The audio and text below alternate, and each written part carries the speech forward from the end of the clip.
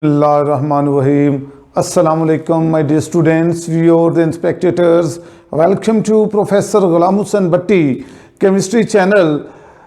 Today I am going to start first year chemistry chapter number 1.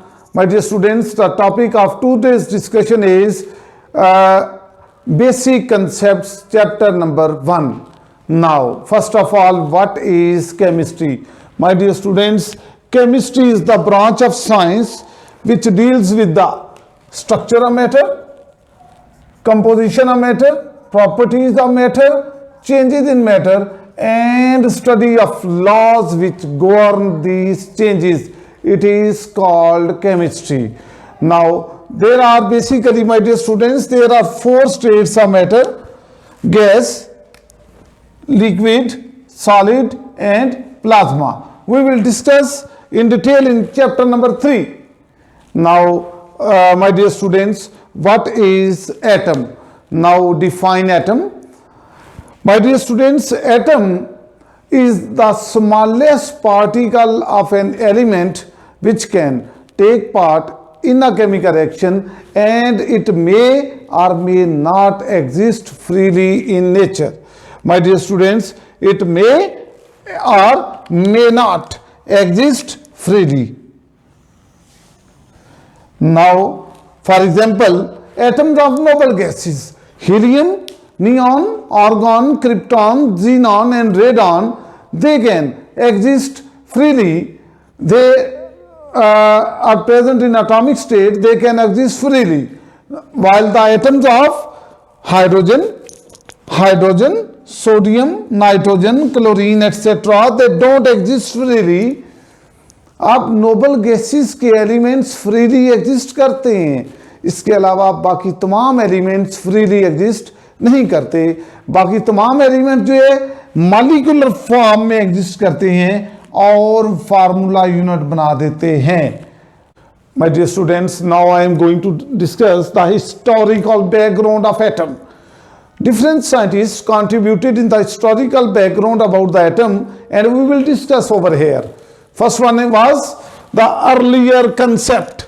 My dear students, according to earlier concept, atom cannot be further subdivided. Now the next one is Greek philosopher's concept, that is Democritus. He named indivisible particles of matter as atoms. He said that indivisible particles of matter are known as atoms. The word atom is derived from atomos. Atomos means indivisible. Atomos is a Greek word which means indivisible. Indivisible means that ना काबिले तकसीम. इसका मतलब ये हुआ कि शुरू में ये कंसेप्ट था कि एटम को फर्दर सब डिवाइड नहीं कर सकते. Next contribution was Dalton's work. My dear students, in 1808, John Dalton was an English school teacher. He presented his theory, which is known as Dalton's atomic theory. According to his theory, he explained the law of conservation of matter and law of definite proportion on the basis of atom. कि अगर atom है तो हम in laws को explain कर सकते हैं, अगर एटम नहीं है तो हम इनको एक्सप्लेन नहीं कर सकते. He developed a theory known as atomic theory. According to the main postulate of Dalton's theory is that all matter is composed of atoms of different elements which differ in their properties. Atom is composed of that is, matter is composed of atoms of different elements which differ in their properties. My dear students, हर चीज़ मुख्तलिफ किस्म के atom से बनी होती है, जैसा कि water जो है हाइड्रोजन और ऑक्सीजन से बना होता है. Now I will explain what is law of conservation of matter. इसको law of conservation of mass भी कहते हैं. Mass or matter can neither be created nor it can be destroyed in a chemical reaction. For example, ये तमाम चीज़ें हम उसी वक्त एक्सप्लेन कर सकते हैं अगर एटम का वजूद होता है. इसका मतलब क्या हुआ? एटम पाया जाता है। Now my dear students, law of definite proportion. My dear students, हर चीज़ में एटम के दरमियान एक ख़ास रेशो पाई जाती है।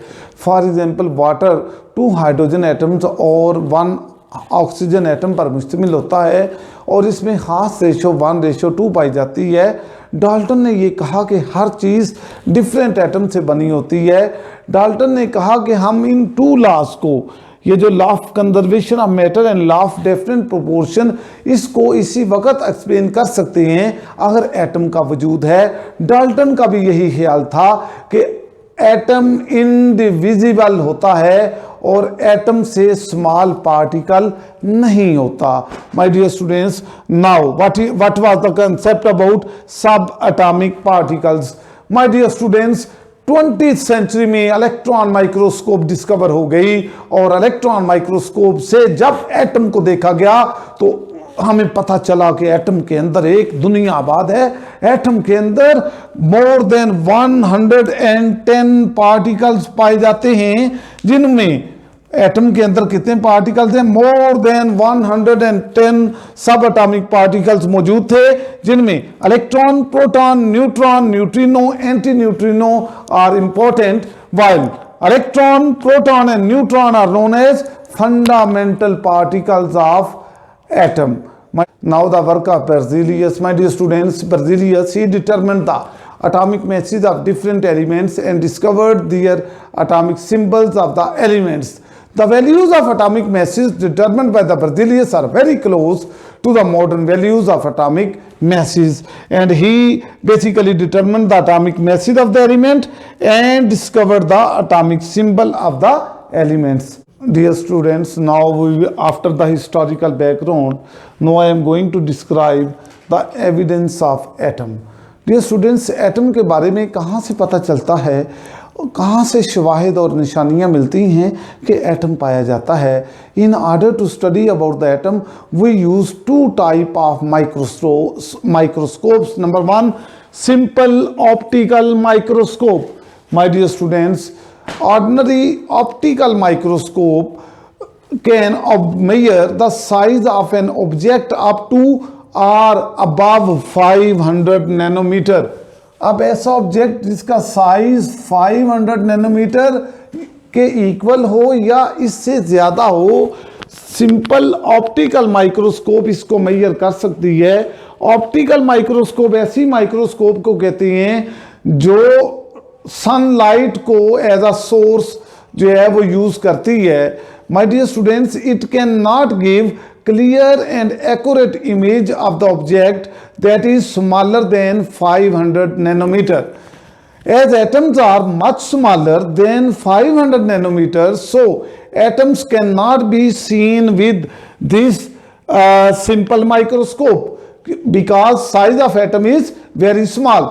सिंपल माइक्रोस्कोप की रेजोल्यूशन पावर से किसी भी चीज को मैग्नीफाई नहीं किया जा सकता, बड़ा नहीं किया जाता, क्योंकि इसकी मैग्निफिकेशन पावर जो है 500 नैनोमीटर होती है।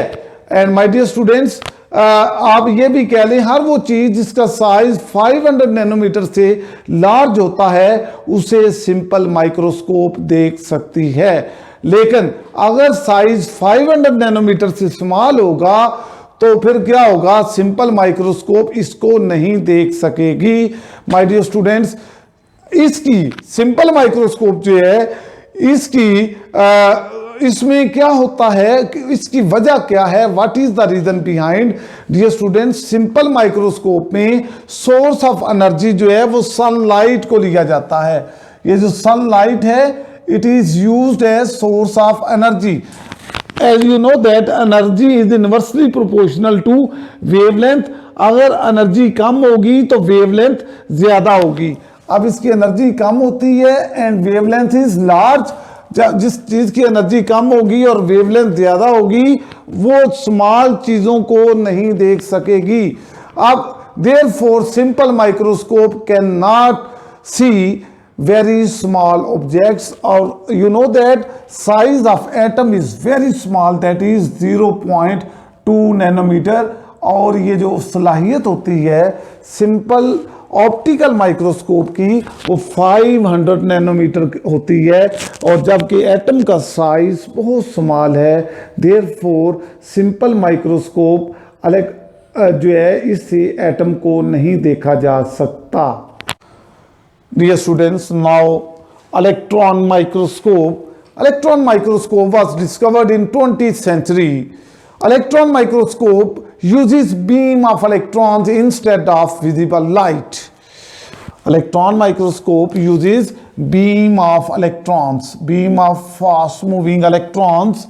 और ये देखें, ये जो फास्ट मूविंग इलेक्ट्रॉन्स होती हैं इनकी एनर्जी कम होती है और वेवलेंथ ज़्यादा होती है, और ये इंतहाई स्मॉल चीज़ों को देख सकती है और इसकी मैग्निफिकेशन पावर भी ज़्यादा होती है, और जिसकी वजह से हम एटम को इलेक्ट्रॉन माइक्रोस्कोप के ज़रिए देख सकते हैं। My dear students, the wavelength of electron is very much shorter than the visible light, thus it can see extremely small particles. Electron microscope sunlight की जगह सोर्स ऑफ एनर्जी जो है बीम ऑफ इलेक्ट्रॉन्स होती है।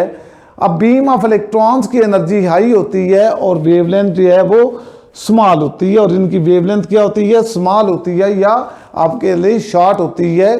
My dear students, energy high होने की वजह से इलेक्ट्रॉन माइक्रोस्कोप की रेजोल्यूशन पावर इंक्रीज हो जाती है, therefore we can see extremely small particles with electron microscope.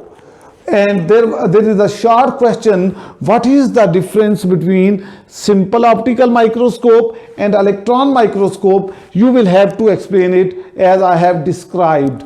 Now, photograph of graphite. My dear students, electron microscope से पीस ऑफ ग्रेफाइट की फोटोग्राफ 15 मिलियन मैग्निफिकेशन पावर पर हासिल की जाती हैं।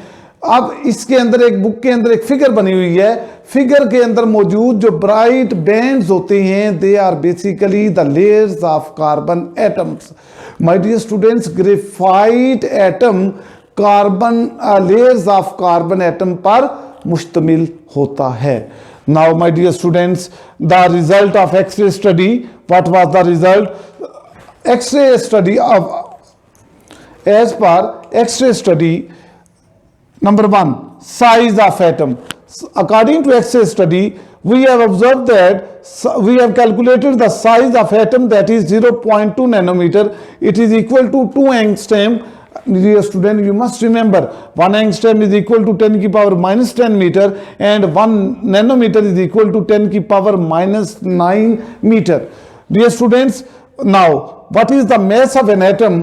Mass of an atom ranges from 10 की power minus 27 to 10 की power minus 25 kg, which is very small, and we cannot measure this extremely small mass. Therefore, my dear students, क्योंकि ये mess बहुत स्मॉल होता है और केजी में इस स्मॉल मैस को हम मेजर नहीं कर सकते, so instead of KG we use atomic mass unit. So we can use atomic mass unit. 1 AMU is equal to 1.661 10 की power minus 27 kg or minus 24 gram. My dear students, so we can use atomic mass unit instead of kg. Dear students, and the last but not the least is a single full stop. A single full stop may have approximately 2 million atoms. यानी एक single full stop के अंदर जो है 20 lakh atom पाए जाते हैं। तो इससे हमें पता चला कि एटम का साइज कितना छोटा होता है। And from the electron microscope we have calculated the size of atom, that is 0.2 nanometre और 2 angstrom. My dear students, this was my first lecture about first year chemistry students. Dear students, viewers and spectators, thank you very much for watching my video. Please like, subscribe and share my video with your friends. Thank you.